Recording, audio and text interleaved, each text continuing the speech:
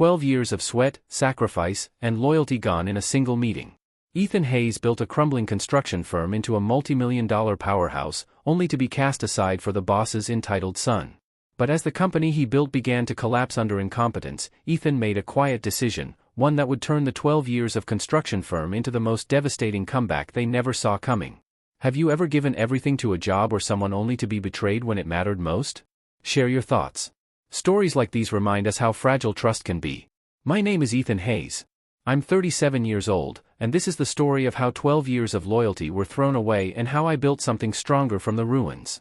Ethan Hayes still remembered the first time he set foot on Klein Construction's dusty worksite. 12 years ago, he had been a broken man, his own contracting business swallowed by the recession, his confidence crushed under mounting debts. At 25, he had shown up with nothing but a worn-out tool belt, calloused hands, and a quiet determination to rebuild. Robert Klein, a rugged Irishman with gray hair and calloused hands, had given him a chance. "You work hard, you'll go places," Robert had told him that first day, watching Ethan swing a hammer with precision born from years of experience. Ethan took those words to heart. 6 months later, he was a crew chief. Within 2 years, he was managing entire projects. By year 3, Robert trusted him with client relationships, bidding processes, and the company's reputation itself. Ethan had turned Klein Construction from a modest 5-man crew into a thriving regional name. He introduced digital project management systems, established long-term partnerships with architects, and pioneered sustainable building practices in their market. The company grew to 30 employees, landing multi-million-dollar commercial projects. For Ethan, it wasn't just a job, it was his life. He worked 16-hour days, sacrificed weekends, and poured his soul into every foundation poured and every beam placed. Klein Construction became a second home, and its success felt personal, like something he had built with his own 2 hands. Then Mason came back. Robert's son had always been in the background, a ghost more interested in parties than construction. He had been the college kid who showed up hungover on summer breaks, complained about the heat, and left early. But now, at 29, armed with an MBA his father had paid for, Mason returned, wearing crisp shirts and carrying a clipboard. He had ideas, reckless, flashy ideas. "We should outsource payroll, cut costs, and promise faster turnarounds," he announced in meetings, ignoring the fact that Ethan had already studied and rejected those ideas for good reasons. When Mason contradicted Ethan's timeline in front of a major client, promising to finish a project in half the estimated time, the client walked away, citing concerns about unrealistic expectations. Ethan bit his tongue, trying to preserve the company's image. But Robert only smiled proudly at his son.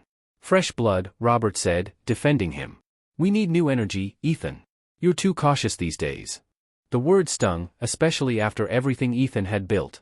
The betrayal became undeniable at the company Christmas party.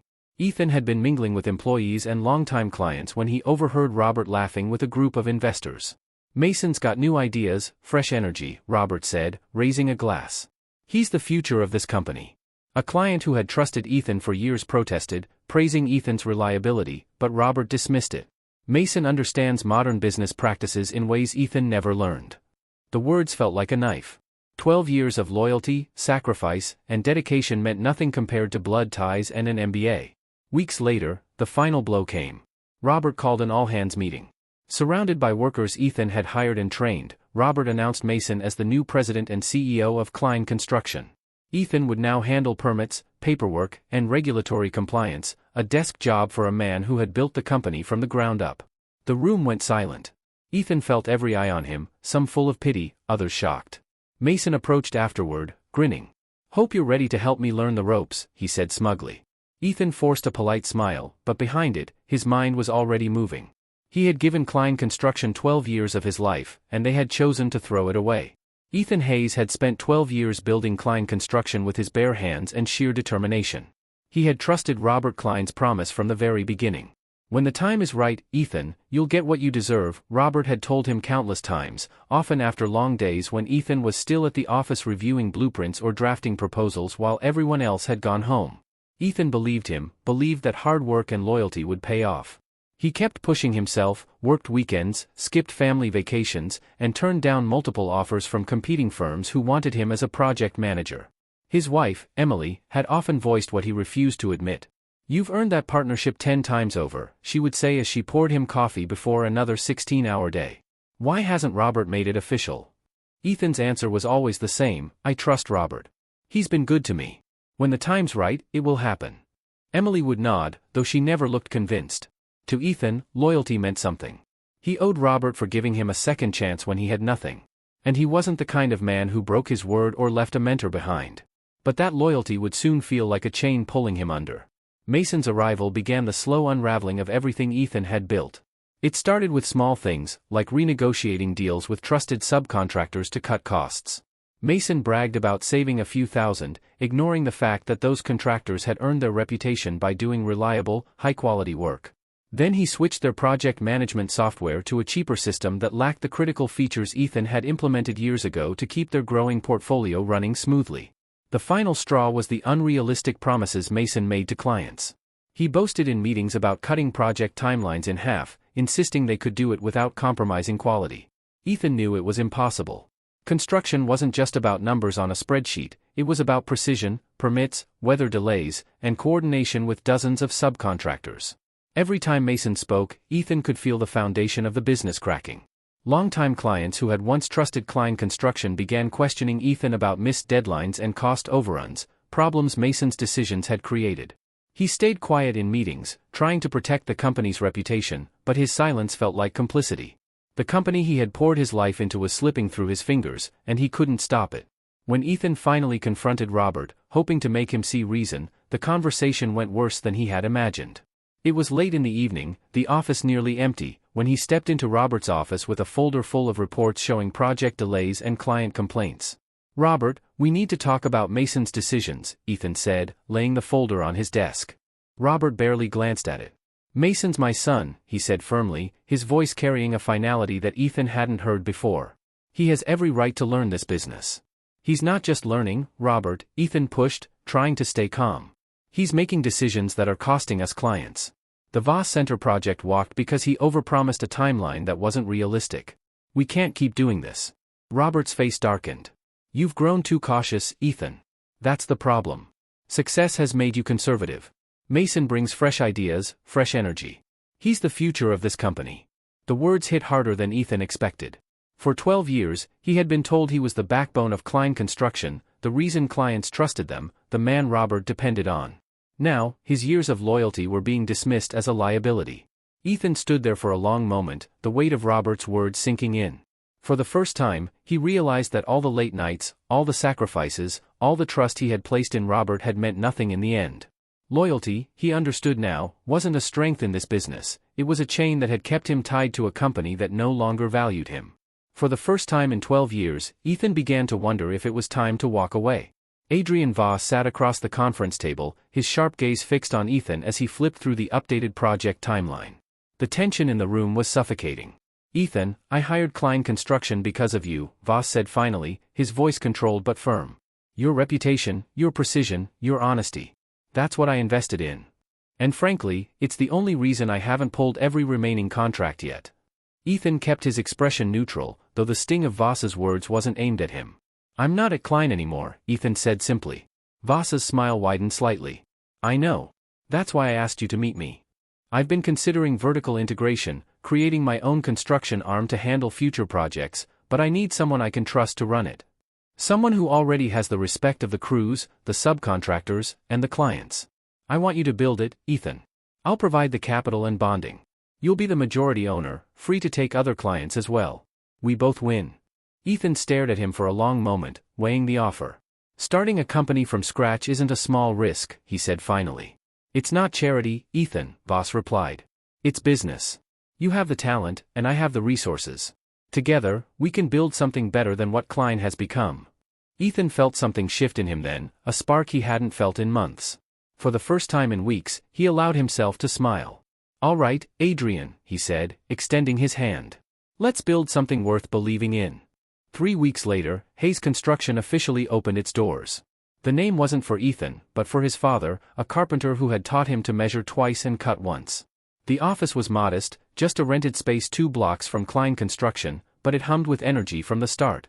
Rebecca was the first to join him, walking into the new office with her project files tucked under one arm and a determined smile.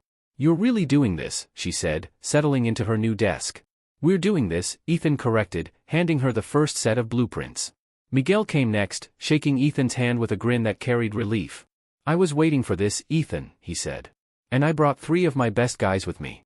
They're done wasting time over there." Word spread quickly through industry networks. Subcontractors began reaching out, eager to work under Ethan's leadership again.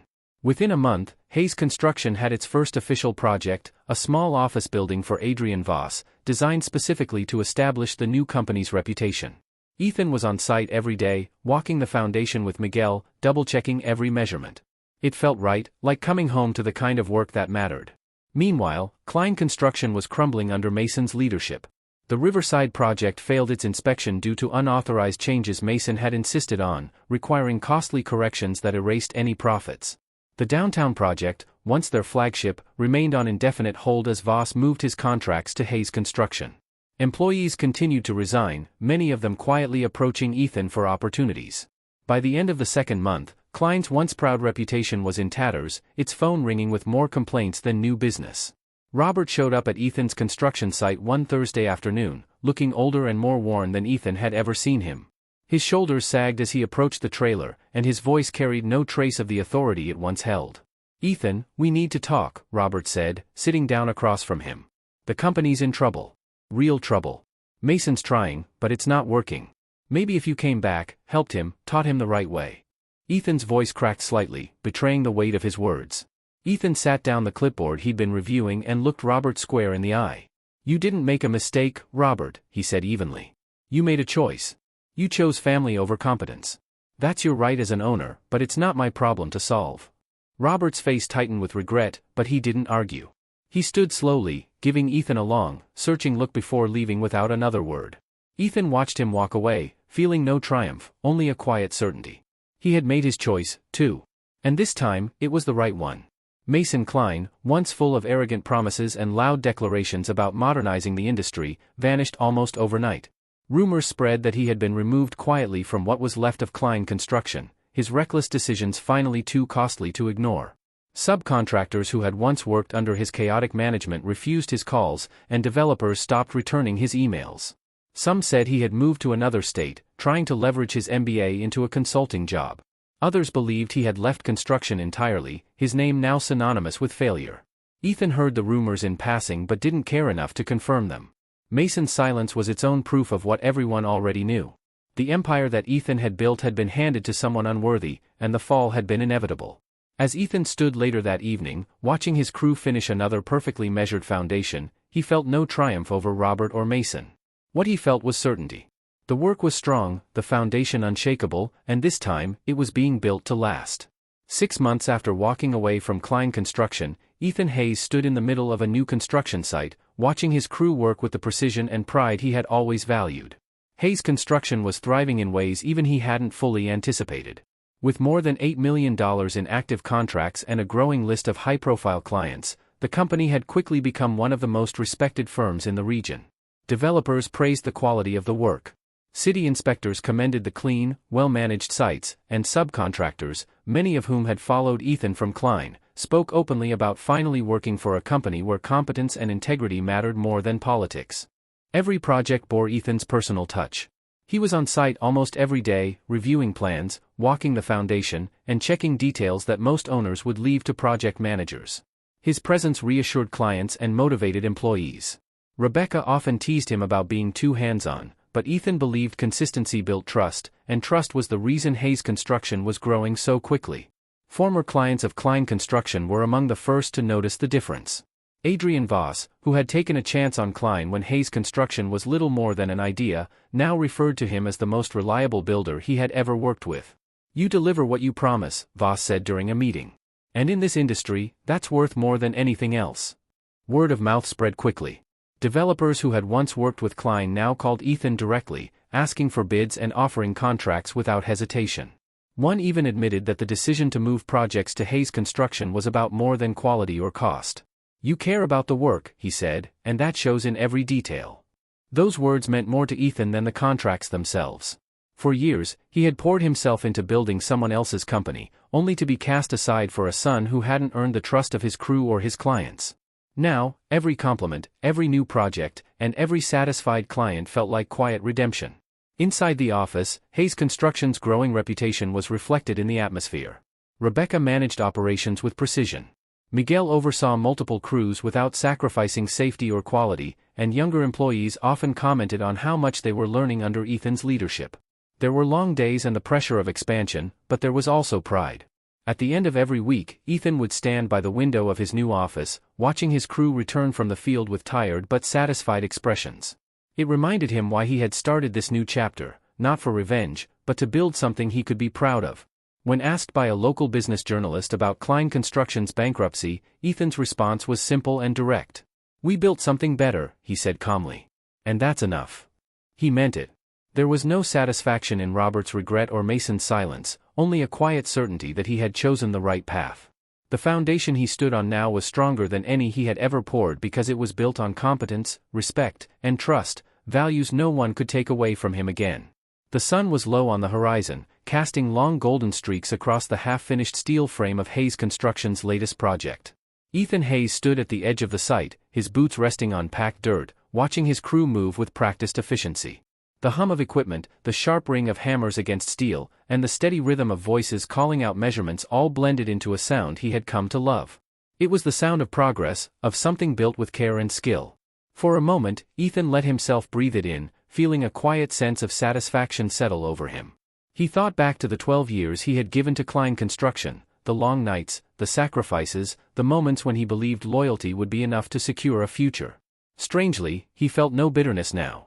Robert had betrayed his trust, and Mason's arrogance had nearly destroyed everything Ethan had worked for. But without that betrayal, he might never have stepped out on his own. What he had now was more than just a business, it was proof that hard work and integrity still mattered, and that was worth more than any title Robert could have offered him. Rebecca walked up beside him, holding a clipboard and brushing a stray lock of hair from her face. "The inspections passed without a single issue," she reported, smiling. "The crew's ahead of schedule by almost a week. Adrian is going to be thrilled." Ethan nodded, his eyes still fixed on the structure rising before them. "This is how it's supposed to be done," he said quietly. "No shortcuts, no empty promises, just good work done by people who care about it." Rebecca tilted her head, studying him. "Do you ever wish things had gone differently with Robert?"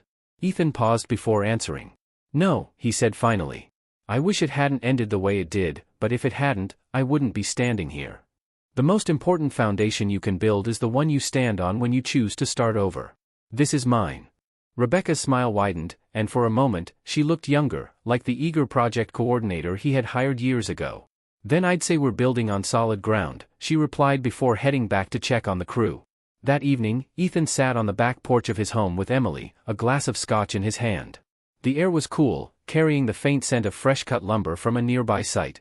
Emily leaned against him, her head resting on his shoulder. "You've come a long way in 6 months," she said softly. Ethan let out a quiet laugh. "Robert taught me one thing," he said, staring out at the fading light. "If you work hard, you'll go places. He just didn't realize sometimes you have to leave to get there." Emily smiled, squeezing his hand. Ethan raised his glass slightly, not in a toast to revenge or even success, but to the quiet certainty that what they were building now would last, not just the structures, but the trust and respect that had built them.